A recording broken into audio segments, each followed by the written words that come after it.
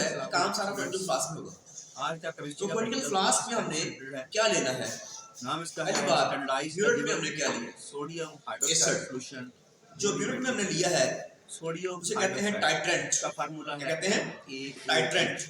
और जो हम इस क्वांटिकल फ्लास्क में लेंगे वो का टाइट्रेंट करना। टाइट्रेंट वो होता है सबसे पहले जो क्वांटिकल फ्लास्क में लेते हैं। स्टैंडर्डाइज का मतलब याद रखिए शेप इसकी क्वांटिकल फ्लास्क स्टैंडर्डाइज करने का मतलब 50 ml हम की है इसकी मोलैरिटी क्वांटिकल फ्लास्क टाइट्रेंट। ऐसा और सॉल्यूशन इसमें है टाइट्रेंट हो, इसे कहते हैं ये पूरा बन गया टाइट्रेशन। एक एसिड है एक बेस है भाई, की जाती है। एक एसिड है एक बेस है, हमने जब दोनों रिएक्शन करेंगे इस का नाम है टाइट्रेशन। सोडियम हाइड्रोक्साइड और टाइट्रेशन में आज बड़ा है करनी है एसिड और बेस जब मिलती है तो क्या बनता है? Salt and water. वो बन जाएगा तो उसकी क्वेश्चन है एक स्टैंडर्ड। हमने निकाली मोलैरिटी। पहले प्रैक्टिकल परफॉर्म करते हैं। आप देखिए हमारे फर्स्ट ऑफ ऑल हमने ना इस क्वांटिकल फ्लास्क में सोडियम हाइड्रोक्साइड, हमारे पास एक और डिवाइस है इसके, ये मैंने सोडियम हाइड्रोक्साइड का सॉल्यूशन इस पेपर की मदद से हमने ना इसकी मोलैरिटी बेस लेना है। ये मेरे पास बेस पता है, ये मैं स्टैंडर्ड इसको है। शक करूंगा। इसकी मोलैरिटी है 0.1 ये मोलर। यहाँ तक इसका लेवल है 10 ml लेते हैं। है ये 0.1 मोलर भरा हुआ है। अच्छा ये आप देख रहे हैं ये फिनॉल क्लीन है, इंडिकेटर कहते हैं इसको हम। ये मैंने एसिड तैयार किया है। ये अगर ज्यादा भरा जाए तो एसिड ड्रॉप करके इसको 10 की ml जो मोलैरिटी है ये हमें, सॉरी ये मैंने उल्ट बोला है, एसिड की मोलैरिटी हमें दी हुई है 0.1 और बेस की मोलैरिटी हमने निकालनी है। इसकी मोलैरिटी 0.1 नहीं है, पेपर की मदद से 10 ml बेस और इसकी मोलैरिटी हमने इसकी मोलैरिटी मैंने निकाल दी है। वो मैंने ये मैंने एसिड का सॉल्यूशन तैयार कर लिया था। अब इसमें इंडिकेटर था, इसको ब्यूरेट में डाल भी दिया। इंडिकेटर मैंने कहा था मैंने तैयार कर लिया है। वो जहां तो लेवल सर्टिफिकेट पॉइंट था वो चाहे आप आप कर इससे लेना हल्का सा स्पिरिटाश ही करना होता है। सही। तो ये मेरे पास बेस है, ये देखिए इसको स्टैंडर्डाइज करना है, बेस की बेस लगा इसकी मोलैरिटी मालूम करनी है। और ये हमारे पास 10 ml बेस, ये मैंने फिनॉल का एक सॉल्यूशन तैयार कर लिया है। आज इसकी मोलैरिटी निकालनी है, इसको स्टैंडर्डाइज करना है हमने क्वांटिकल फ्लास्क। अब इसके नीचे रखेंगे हम। अब यहाँ से ड्रॉप बाय ड्रॉप पहले नोट करें इसकी रीडिंग क्या है। इसकी रीडिंग है 4, ये 4 पे है, एसिड 4 पे है इनिशियल रीडिंग, ठीक है। तो अब ड्रॉप बाय ड्रॉप यहाँ गिराएंगे, हल्का सा खोलेंगे इसको और हिलाते जाएंगे। जब लाइट पिंक हो जाए ना तो आने फॉर्म बंद करना है। कुछ लोग कहते हैं कलरलेस नहीं होता, लाइट पिंक, ये ख्याल करना होता है आहिस्ता आहिस्ता। ये एक रीडिंग नहीं 3 रीडिंग लेनी होती है। अभी तो पहली रीडिंग हम लेते हैं, देखिए हम ड्रॉप बाय ड्रॉप आ रहा है,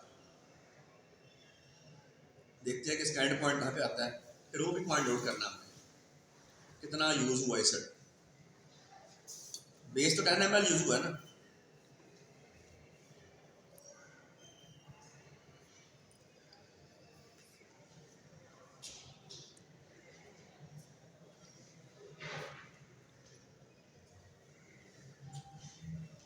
थोड़ा सा फास्ट कर रखता हूँ,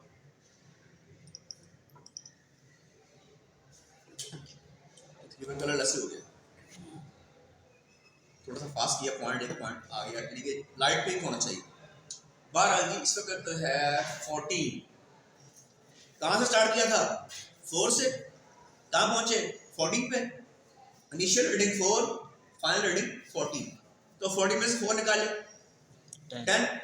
एसिड कितना इस्तेमाल हो गया? 10। और बेस कितना लिया था? 10। और बेस भी तो 10 ही लिया था।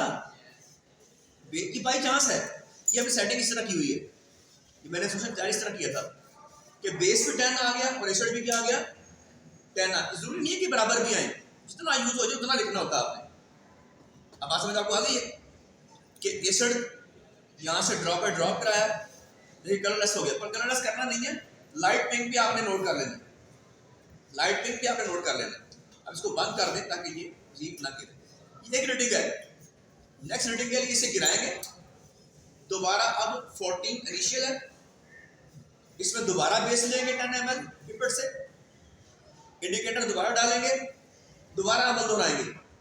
हो सकता है अब आपका जो एसिड यूज हो वो 9 हो सकता है 8 हो, तो 3 रीडिंग आ जाएंगी, उन तीनों का फिर एवरेज लिया जाता है।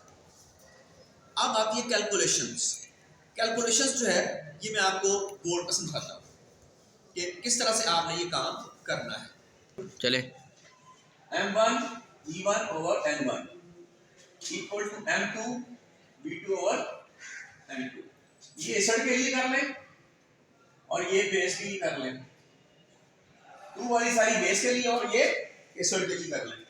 अच्छा जी, अब हमें किस तरह पर M1 की वैल्यू क्या है, पहले तो ये बात है M1 एसिड है, ये तो मोलैरिटी आपने इसकी दी हुई है, गिवन है 0.1 मोलर। और उसके बाद V1 कितना एसिड यूज हुआ 10 ml, कितना यूज हुआ 10 ml। अच्छा उसके बाद M2 कितना है, M2 जो है ये वाला, इसकी मोलैरिटी निकालनी है, question mark, volume of base conical flask में 10 ml हमने लिया था, या CM3 भी कह सकते हैं सवाल, एक ही बात है। अच्छा अब रह गया N1 N2, ये कहां से आएंगे, N1 N2 ये नंबर ऑफ मोल होते हैं बेटा, ये क्वेश्चन से आते हैं।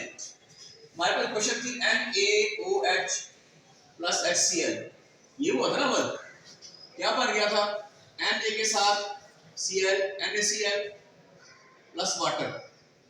देखें इसका भी एक मोल यूज हुआ, यही यहाँ पे मोल, इसका भी एक मोल यूज हुआ, इसका मतलब है कि N1 भी 1 है और N2 भी 1 ही है, दोनों की वैल्यू 1 है।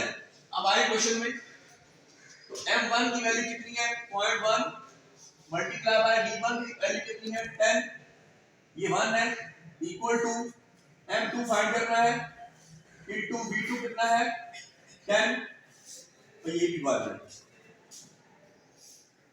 10 से 10 कट गया, 1 तो खत्म हो गया, M2 भी आ गया 0.1 मोलर, 0.1 मोल। किसकी मोलैरिटी आ गई, मोल क्या आमतौर पर मोल पर डीएम की होती है, मोलैरिटी हमेशा मोल पर डीएम की होती है। ये किसकी मोलैरिटी है, बेस की, सोडियम हाइड्रोक्साइड की। पहले किसकी थी हमारे पास जो गिवन थी, मोल पर डीएम क्यूब, ये सर की थी, ये स्टैंडर्ड था। अब इसकी पता चल गई है, ये भी स्टैंडर्ड बन गया। तो स्टैंडर्डाइज का मतलब था मोलैरिटी निकालना, पता नहीं थी हमें, अब निकल आई।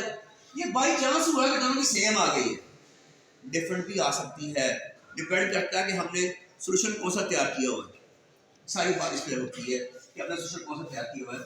बेटा ये कैलकुलेशन भी आपने साथ करके दिखानी होती है इस एक्सपेरिमेंट में, पहले परफॉर्म करना है और फिर ये कैलकुलेशन करनी होती है। तो बेटा अगर आपको ये सारा कुछ समझ आ गया होगा तो आप मेरे इसको चैनल को सब्सक्राइब भी करें और व्यूज़ भी दें, लाइक भी करें, शेयर भी करें, कमेंट भी करें और बेल आइकन भी प्रेस करने ताकि आपको न्यू वीडियो भी मिल सके।